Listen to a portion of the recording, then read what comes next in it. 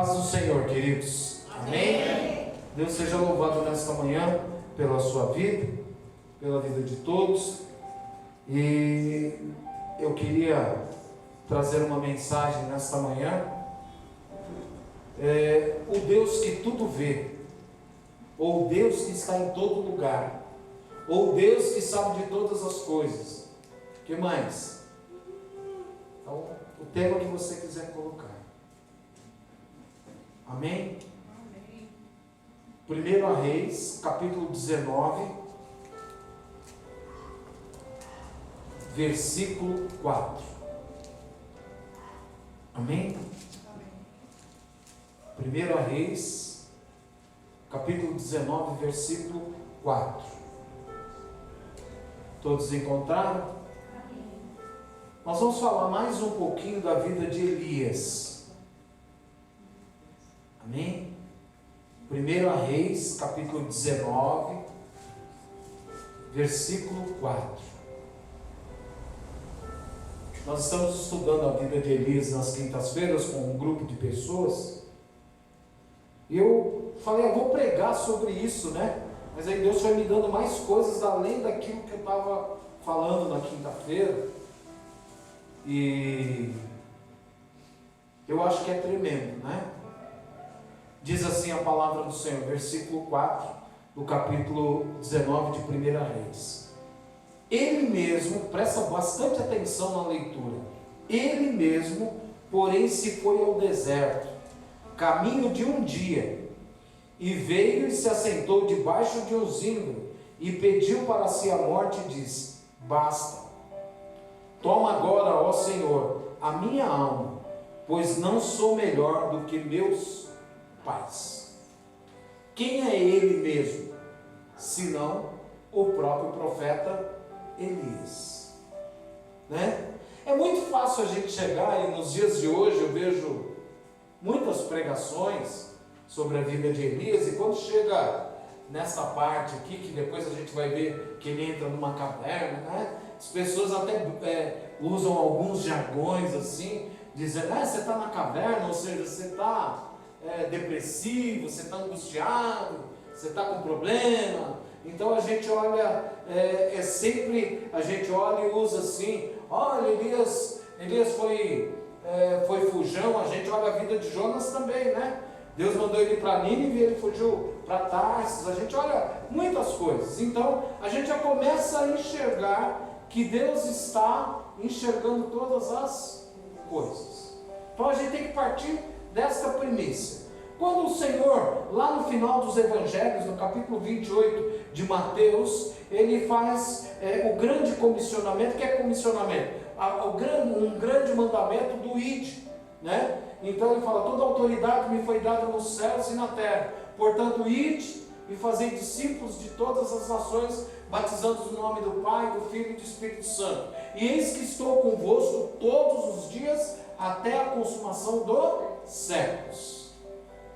A palavra do próprio Deus diz que ele não é homem para que minta, nem tampouco filho do homem para que se arrependa. Ou seja, então a gente já começa a tirar a conclusão que nunca nós estaremos sós.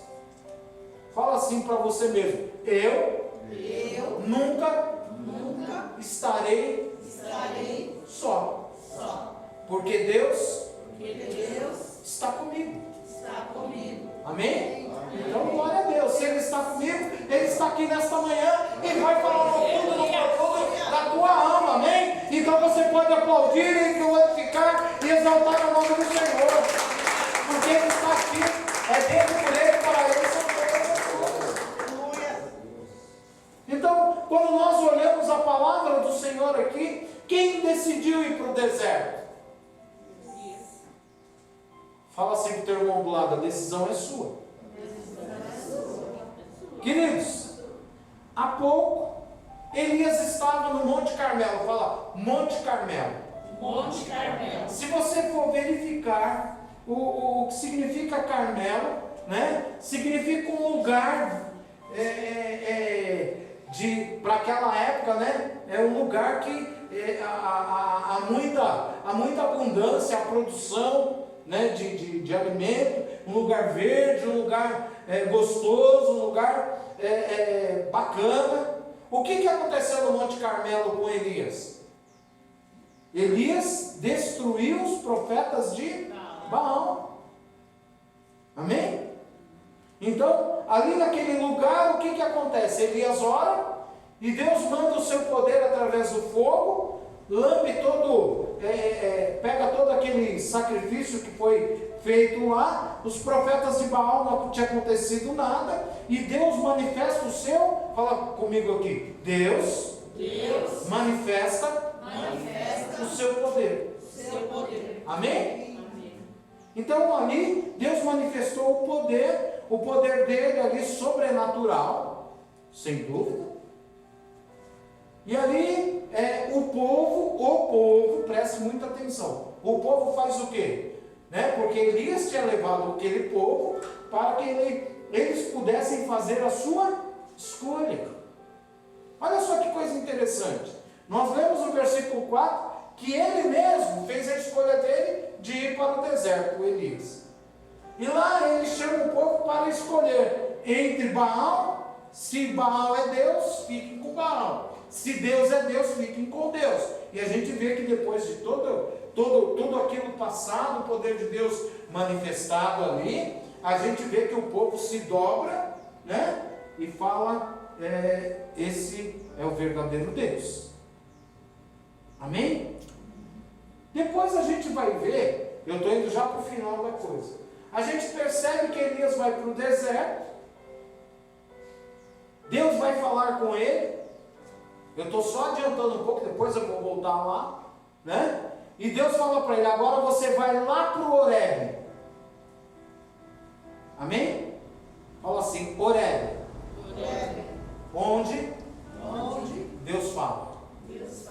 Sabe o que significa Horebe? Lugar de estio, sequidão. Lugar onde não nasce nada.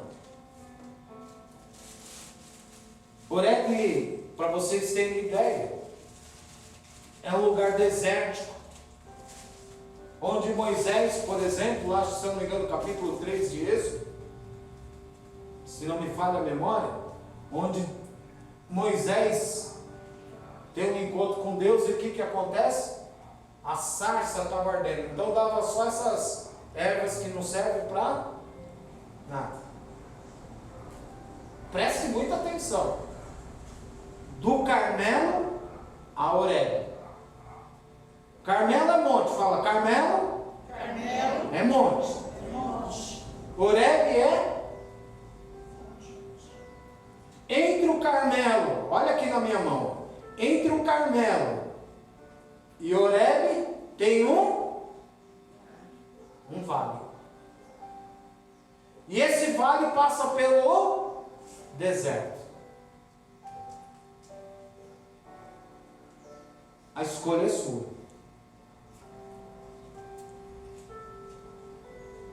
Lugar de produção, lugar do poder de Deus é o Carmelo. Passa todo o vale, passa o deserto. Horebe, lugar de sequidão. Horebe, o monte de Deus, o monte que Deus fala. Eu estava tomando banho e Deus estava falando comigo ontem. Aí eu falei assim, Deus, eu me lembrei de Adão e Eva. Quando Deus criou o homem, fez ele a sua imagem e semelhança, Ele colocou o homem no jardim e falou, domina sobre todas as coisas. Fez a Eva, a sua companheira, sua auxiliadora, e os dois se tornaram uma só carne, tudo aquilo que a gente conhece a história. E Deus falou, olha, vocês vão se alimentar desse jardim, vocês vão viver eternamente aqui, ó. Vocês estão entendendo? Presta muita atenção, é profundo isso. E o homem ainda não era pecador. O homem então entrou naquele jardim através da vida de Adão, depois veio a Eva, né? Primeiro Adão colocou o nome em todos os animais, fez tudo aquilo, tal, que a gente conhece. Aí Deus viu que ele estava muito sozinho e arrumou uma companheira, né? E ali os dois estavam morando ali e se alimentavam. Na parte da tarde eles tinham um relacionamento com Deus, conversavam com Deus na viração do dia. Mas o que aconteceu no jardim? O homem teve a queda do homem e Deus expulsou eles do jardim. Pastor, mas por que você está falando isso? Eu estou falando isso porque eu lembrei do Carmelo, tudo verdinho, tudo, sabe? Eu fiquei imaginando aqui na minha mente, um jardim ali no Monte Carmelo, aquele negócio todo, lugar de produção, lugar que tinha alimento, lugar que tinha tudo. Era o jardim do Éden. O homem só tinha que tomar conta, ele não precisava plantar, não precisava nada para comer. E tinha comida para todo o sempre.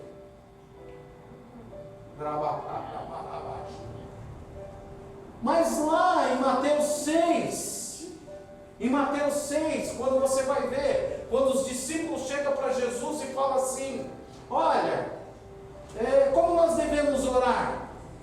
Aí o Senhor ensina a oração do Pai Nosso. E ele chega e fala num momento lá, eles tinham alimento lá no Éden para a vida. E Deus estava presente com eles em todo instante.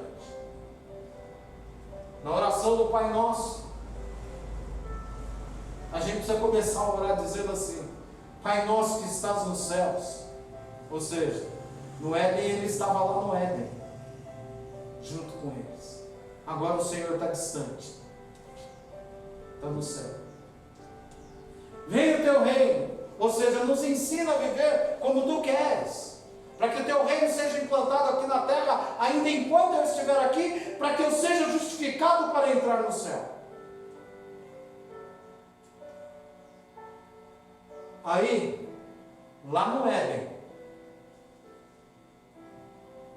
eles tinham alimento para toda a vida. Agora aqui, nos dias de hoje, que é os dias de Jesus, nos ensinando, ele fala: o pão nosso. Sabe por quê, queridos? Porque nós vivemos no deserto da vida, no vale da vida, e ele fala assim: olha, para que vocês não venham a cair olhando para as coisas, porque o homem não dava valor para aquilo que ele tinha. Por isso que a palavra do Senhor diz: mas é mais fácil entrar um camelo no fundo de uma agulha do que o homem rico. Não é o homem rico porque tem dinheiro, porque às vezes nós somos ricos em soberba e orgulho,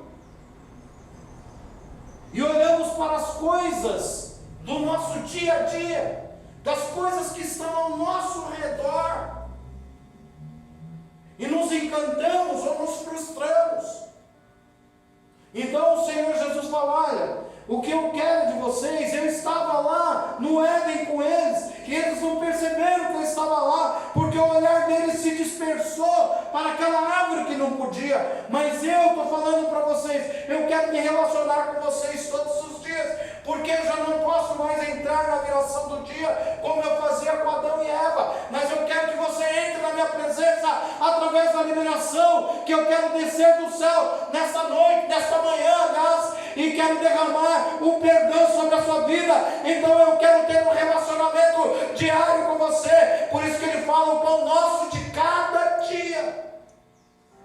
Deus não vai te dar o pão da eternidade, porque o pão da eternidade é o próprio Cristo, é o pão vivo que desceu do céu. Então diariamente eu tenho que me alimentar dele. Quando eu olho o Carmelo, aquele jardim verdejante onde tudo se produzia. Aí quando eu começo a vir para o deserto da vida, como Elias se decidiu, e nós vamos ver por que muitas vezes nós entramos no deserto e procuramos, porque foi uma decisão dele. O deserto da vida é uma decisão que nós particularmente temos. Você procura. Tem um ditado popular que diz que quem procura, sabe, queridos? Muitas vezes nós estamos dentro da igreja, no banco de igreja, quando nos reunimos, e hoje, nesta manhã, está sendo uma manhã maravilhosa, estamos felizes, eu posso sentir isso no ar, na igreja. É muito gostoso isso, estar na presença do Senhor, sentir a presença dEle.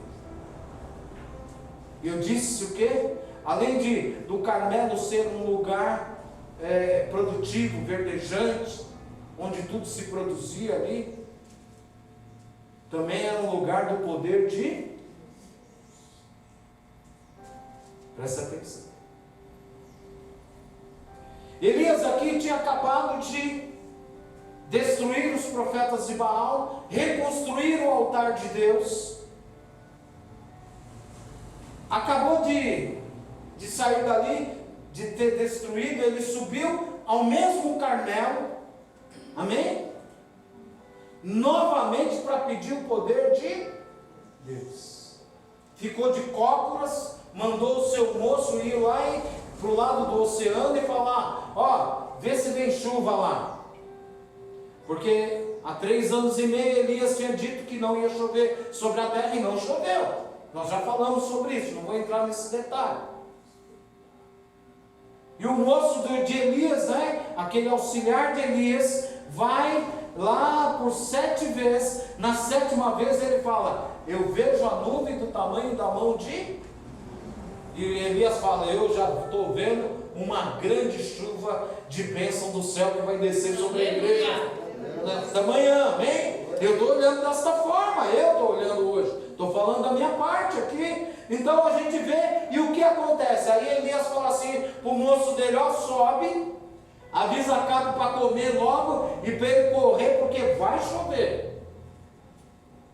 Amém? No que Acabe sobe para comer, para almoçar lá no palácio dele, ele conta para Jezabel o que havia ocorrido, que Elias havia matado os profetas de Baal. Amém? Porque o Deus do céu havia manifestado o seu poder ali no Monte Carmelo, e a oferta de Elias Deus havia aceito.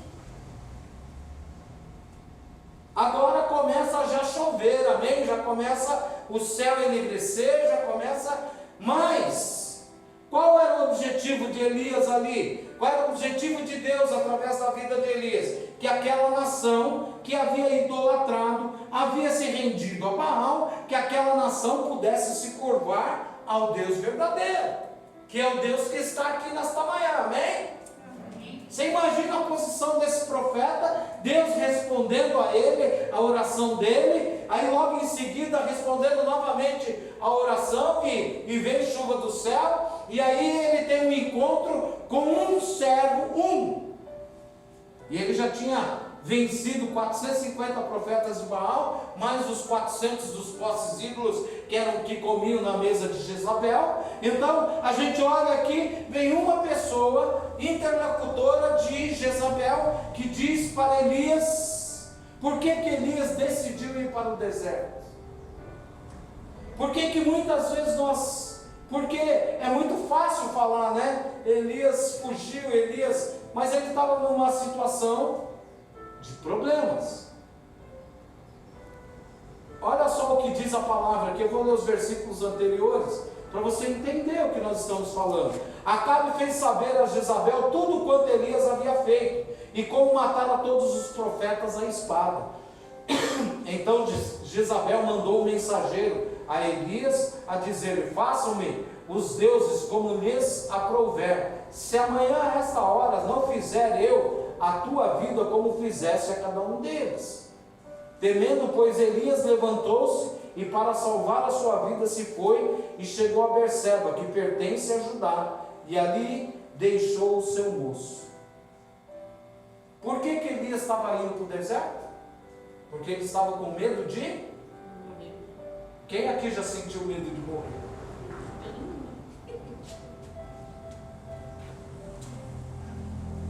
Quem quer morrer aqui?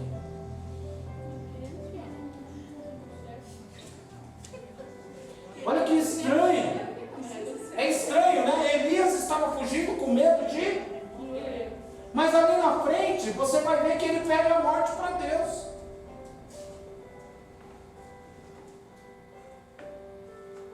Quem aqui já não passou? Eu já fiz essa oração, não vai pensar que eu falei, Senhor, se for para um dia eu me desviar dos teus caminhos, me leva antes, Senhor. O que eu falei para Deus?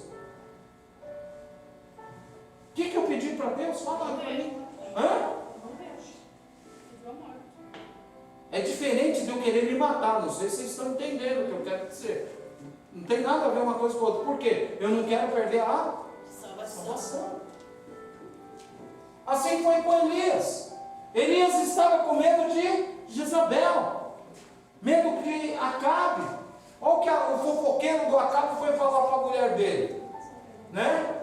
Acabe tinha visto o que Elias tinha feito. Acabe estava vendo o que? Nesse momento aqui, Acabe estava vendo que a chuva já tinha vindo. Quantas manifestações de Deus, do poder de Deus, já tinham acontecido ali em Israel, ali nesse meio desse povo. Quantas coisas o profeta já não havia dito ali para todo aquele povo. E qual era o problema de Elias aqui? Porque tem muita gente que fala que ele estava com medo, mas gente, para pensar, vamos nos colocar, né? Ter empatia, que é uma palavra da moda, nos colocar na posição de Elias. Falou que não ia, fala comigo, falou que não ia chover e não choveu. Acabe estava por 3 anos, sem pegar a palavra, procurando, caçando Elias, ele e os soldados dele, para matar Elias. E Elias em momento nenhum temeu, ficou com medo. A gente olha, e quando nós olhamos no capítulo 18, a gente vai ver que Elias, Deus fala para Elias, quando ele está lá com a viúva de Sarepta, lá, ô Elias, agora é o tempo de fazer chover novamente. Então você volta para lá e eu vou fazer chover. Você vai mostrar. Então qual era o objetivo de Deus? Que aquele povo se convertesse novamente a ele. Então Elias vai lá para o Monte Carmelo, e é tudo aquilo que nós já falamos aqui. O que deu? Então Elias tem um encontro com Acabe e fala com Acabe, então nós vamos lá para o Monte Carmelo lá. E ele não ficou com medo daquele que estava perseguindo ele. Sabe por quê? Porque Deus estava guardando Elias, como Deus está nos guardando, e ele não perdeu essa noção. Mas o que acontece com Elias aqui, estava eu a pensar, né? E é fácil da gente enxergar, Elias estava temendo por sua vida. Sabe por quê, queridos? Tem pessoas que não vão ser salvas. Tem pessoas que Deus pode manifestar o seu poder da forma que for, que não vão se arrepender. O que Deus tinha feito através de Elias? Parou de chover. Aí teve Elias lá, sustentado pelos corvos, depois foi para a viúva de Sarepta, não faltou farinha na panela, não faltou azeite na botija, mas chegou o tempo de mostrar que Deus é Deus, e Ele vai reverter aquela situação de vergonha de parar de chover, para voltar a chover. Vai lá e manifesta o seu poder, recebe a oferta que foi colocada no altar, restaurado por Elias. Aquele povo todo vê, Acabe vê Deus sendo manifestando ali o seu poder. Mas o que está acontecendo? Jezabel recebendo todas as notícias, vendo a chuva, e o que acontece? Eles não se convertem. O que passa na cabeça do profeta, na minha opinião? Gente, Deus, ele deve estar falando assim, Deus já manifestou o seu poder, aceitou a oferta, fez isso, fez aquilo, e esse povo continua me perseguindo. Deixa eu fugir daqui, vou proteger a minha vida. Jesus fala assim, quem quiser ganhar a sua vida, esse estará perdendo, mas quem perdê-la por mim, esse estará ganhando. Não é que Elias estava fazendo o óbvio que qualquer ser humano faz. Então ele fugiu, e agora aqui ainda fica pior ainda a situação, que ele chega, vai até Judá, e ele chega ali e fala assim para o moço dele, tchau, deixa eu ir embora sozinho, Jabum, Quem aqui não teve vontade de ficar sozinho? Tem hora que a gente não quer a companhia de ninguém, né? E às vezes nem de Deus. Sabe por que eu estou falando às vezes nem de Deus? Porque a gente manda ele embora, que a gente fala assim para ele: Deus, o Senhor me abandonou. A gente não fala isso? Acho que Deus não está olhando para mim. Não é verdade? A gente fala isso. Mas o salmista, no Salmo 139, nos seus primeiros capítulos, ele diz assim: ainda que eu vá no mais alto do céu, mais profundo do abismo, lá o Senhor está. Eu não posso me ausentar da tua presença. Ou seja, Deus está conosco em todo tempo. Em todo tempo Deus está conosco. E não vai ser diferente com Elias. E a gente olha aqui, então, que a decisão de ir para o deserto é minha ou sua. Por que Elias estava indo? Se Elias já tinha falado através da palavra do próprio Deus, e Deus tinha agido tanto. Então ele ficou com medo, porque ali ele já tinha feito tantas coisas, mostrando o poder de Deus, e nada tinha acontecido. Mas há um propósito de Deus sobre todas as coisas. Elias então não quer levar ninguém com ele. E Elias então começa a caminhar aqui por um dia. Tá? Como diz aqui, ele mesmo, porém, se foi ao deserto, caminho de um dia. Não sei quantos quilômetros a gente caminha um dia. Não importa isso. Eu estive fazendo uma pesquisa, disse que do Carmelo ao Horebe dá por volta de 600, 700 quilômetros. E o que a gente começa a ver aqui é que Elias chega no momento, veio o momento do desânimo. Até então ele tinha alguém para mandar, conversar, que era aquele moço. Agora daqui para frente eu vou sozinho. Ele anda um dia e ele fala: agora estou muito cansado. Aí diz a palavra do Senhor, não sei como está na tua tradução, mas diz que ele deitou embaixo de um zimbro. Assim como Jonas também, lá em Nínive, aconteceu a mesma coisa. O zimbro é uma árvore, não sei se pode ser considerado árvore, mas vamos chamar de árvore, que dá mais ou menos uns 3 metros de altura, como se fosse aquelas folhas de abóbora, sabe? Não sei se vocês já viram. E não é uma árvore assim resistente, dura, o seu caule e tal, então qualquer praguinha ela já acaba, como você pode ver lá, que o próprio Deus em Jonas manda uma larva lá comer lá, e daqui a pouco Jonas o sol está batendo nele de novo. Então ele está ali embaixo daquele negócio ali, e ele começou o quê? Aí a pessoa, queridos, os dias de hoje, como a gente diz, são maus sobre a terra.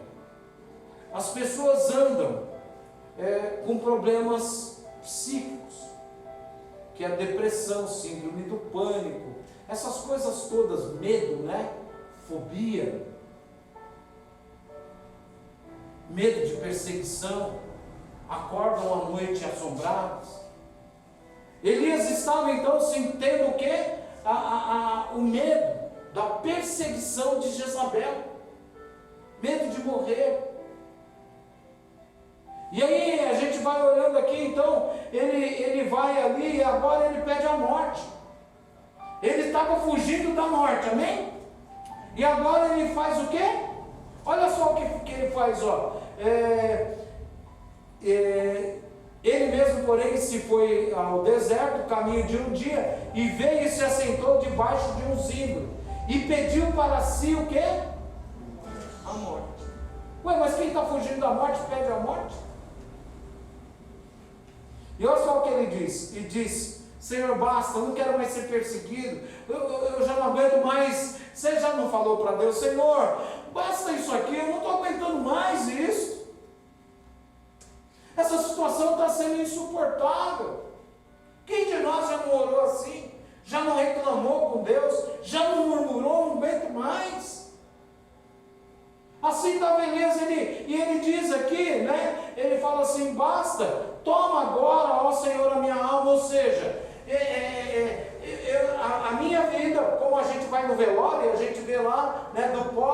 vieste ao pó, tu retornará. O que veio de Deus voltará para Deus. Então ele fala assim: Senhor, minha alma, minha vida veio de ti, Senhor.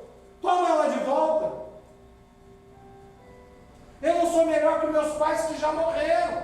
O Senhor já os levou. Ele não quer suicídio. Ele está pedindo para ir embora, para acabar, que ele não aguentava mais, porque a gente vai ver no decorrer da história de Elias, que ele era um homem temente a Deus, que ele era um homem que andava com Deus, ele conhecia a palavra de Deus, ele estava junto com Deus, mas ele não aguentava mais a opressão do maligno, das pessoas que estavam a serviço de Satanás, e ele está pedindo para morrer. Me leva, Senhor.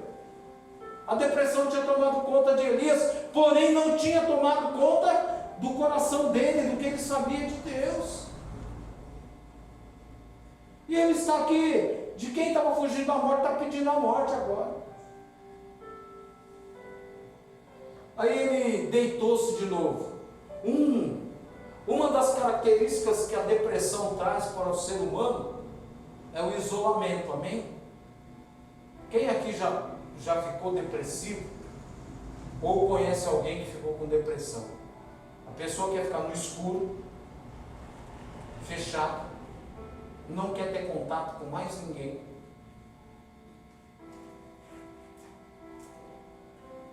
Tem medo de tudo. Então ela quer se afastar de tudo. Eu conheço um amigo, irmão em Cristo, que ficou depressivo, e ele, relatando o testemunho dele, ele falava que ele passou por todas essas coisas, e uma das coisas que ficava era uma voz na mente dele que falava assim: pega aquele revólver lá e se mata.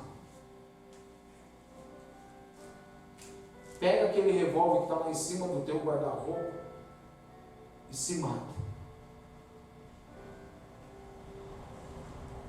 Que por muitas vezes ele chegou até a se levantar, mas ele disse que ele não tinha forças para pegar a arma. É muito sério isso, queridos. Porque o diabo, ele fala aos ouvidos: a depressão, além de ser uma doença que tem que ser tratada pelos psiquiatras, psicólogos, mas tem que ser tratada espiritualmente também. Tem muitos que ficam falando aí que não precisa dos psicólogos, dos psiquiatras. Precisa sim, Deus deixou os médicos. Mas precisa de Deus. Muito mais do que qualquer outra coisa. E aí a gente vê aqui que ele se deitou, porque ele já tinha perdido as suas, fala comigo, perdi as forças. Não tem hora que a gente fala assim, pastor escuta muita coisa, né? Pastor, não consigo nem mais orar. Não tem hora que a gente fica assim? Por que a gente fica assim? Uma das coisas que eu cheguei à conclusão, que a gente chega e fala que a gente não consegue mais fazer determinadas coisas, sabe por quê? Porque o salmista já explica isso. Não se estribe no teu próprio entendimento, ou seja, não se apoie em você mesmo, né? A gente se esquece daquele versículo que tem uma placa ali fora, escrito de Mateus 11, 28, que diz, né? O que diz aquela placa? Vinde a mim, todos que estáis cansados. Vinde a mim, todos que estáis cansados, sobrecarregados, e eu vos aliviarei. Ele diz o que? Olha, lança sobre mim o seu peso. Eu quero tirar esse peso que está te fazendo cair, fazendo encurvar, isso que está difícil de ser carregado. Eu quero tirar nesta manhã da sua vida. Elias estava nessa condição. E quando nós estamos carregados, sobrecarregados, A gente quer logo descansar, quer logo deitar e quer largar aquilo lá. Às vezes a gente larga a casa de perna para o ar, larga todas as coisas, larga o trabalho, não tem vontade mais de trabalhar. Mas eu quero dizer para você que Deus está com você, embora você pense que Ele não está, Ele está com você. Elias deita ali e dorme, mas o Senhor estava preparando uma porção especial, um banquete especial para Elias naquele lugar. Eu quero dizer para você que há providência de Deus, que o Jeová Jireh, o Deus da provisão, está neste lugar, está aí na tua vida, está aí nesse quarto, está aí nesse sofá, e o diabo não pode na tua vida, porque o Senhor há de derrotar. Ele já derrotou Satanás lá na cruz do Calvário. Ó morte, onde está o teu aguilhão? Tragada foi a morte pela vida do Cristo, pela sua ressurreição. Aleluia. Os olhos do Senhor estão em todo. Elias pensava que estava sozinho, tinha mandado o seu moço embora, mas Deus envia um anjo. Quem que envia um anjo? Deus. Aos seus anjos, Salmo 91, o Senhor dá ordem ao nosso.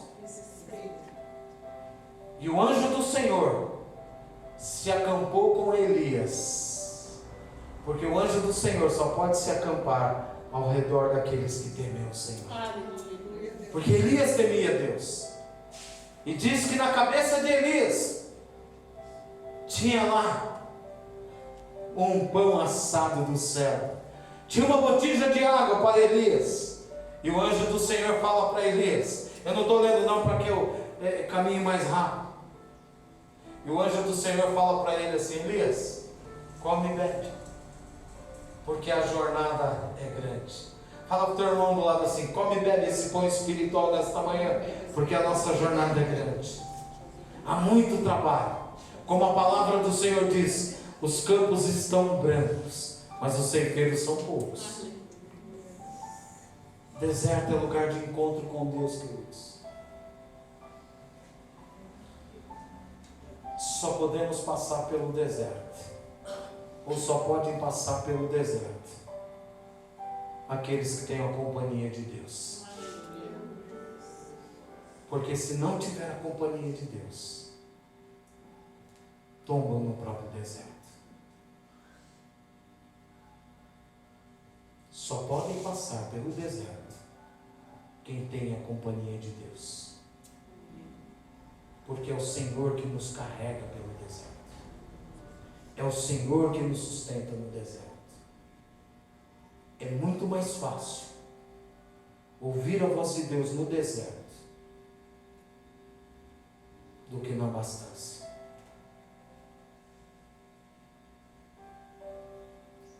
Elias come aquela porção.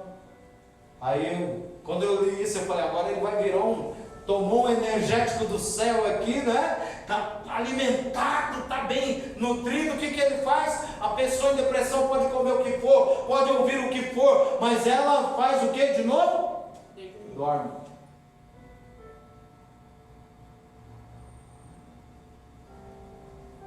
O anjo deixou ele dormir.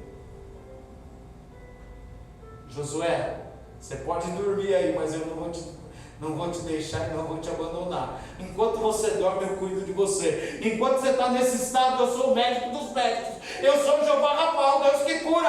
Eu estou te curando nessa manhã, em nome de Jesus Cristo. O vício está indo embora, essa dor está indo embora, o Covid está indo embora, todas as coisas ruins estão indo embora, em nome de Jesus Cristo.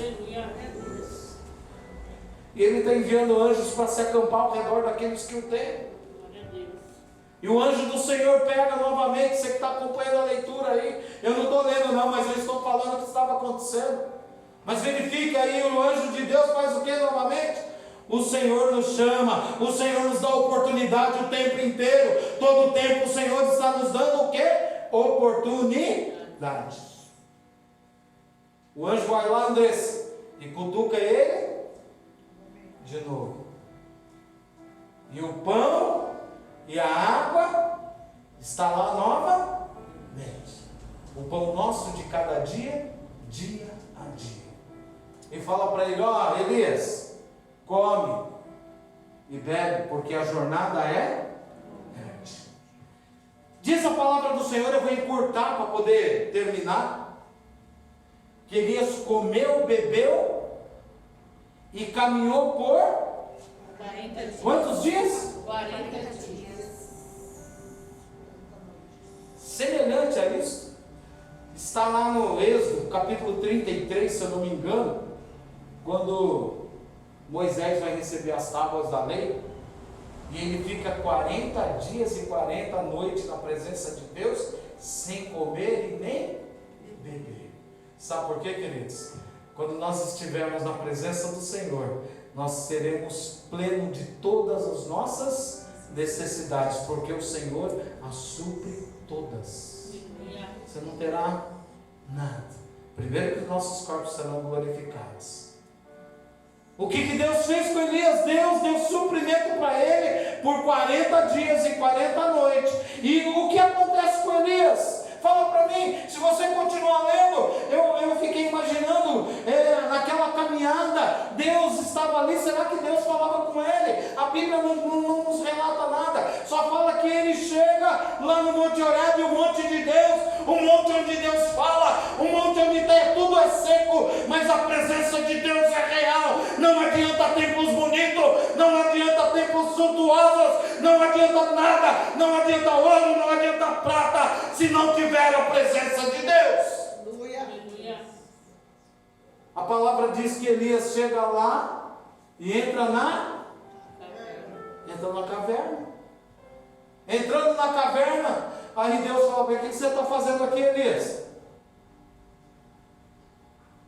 Queridos, é muito interessante o que acontece aqui nesse término de capítulo aqui.